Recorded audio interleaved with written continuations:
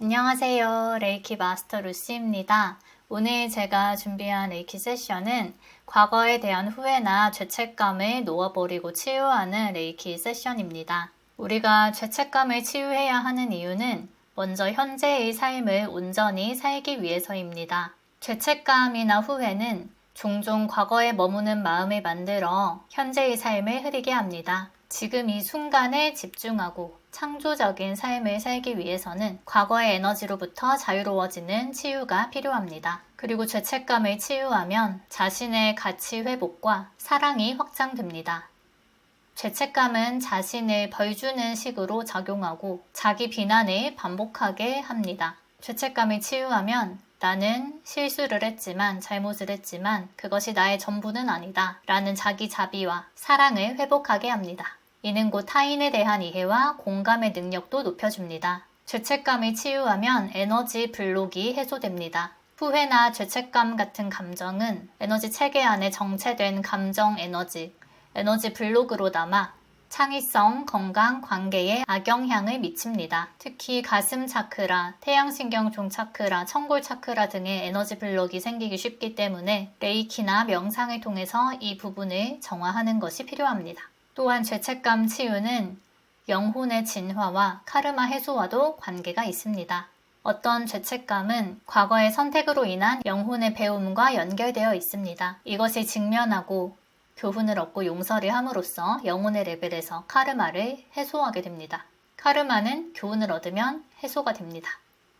그러면 더 높은 의식으로 나아갈 수가 있습니다. 하나님이나 우주의 지혜의 관점에서는 실수조차도 성장의 기회이며 이를 인정할 때 자유와 평화가 찾아옵니다. 죄책감은 종종 자기 자신에 대한 벌처럼 자기 파괴적인 행동을 유발합니다. 이는 중독이나 과도한 희생, 반복되는 잘못된 관계 등이 있을 수가 있습니다. 이러한 패턴을 끊기 위해서는 감정의 뿌리로 들어가 치유하고 용서하고 새로운 관점을 갖는 것이 필요합니다. 죄책감 치유는 신성과의 연결을 회복시킵니다. 죄책감은 신과의 연결을 단절시킨다고 느끼게 합니다. 나는 사랑받을 자격이 없다, 나는 가치 없는 사람이다 라는 잘못된 믿음을 심어줍니다.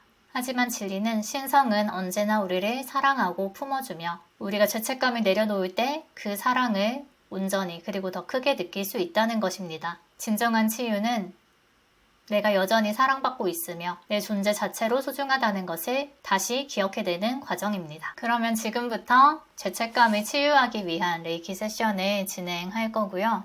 시간은 20분 정도 해보도록 하겠습니다. 네, 레이키 받으실 때는 그냥 편하게 눈을 감고 편하신 자세로 눕거나 앉거나 받으시면 됩니다.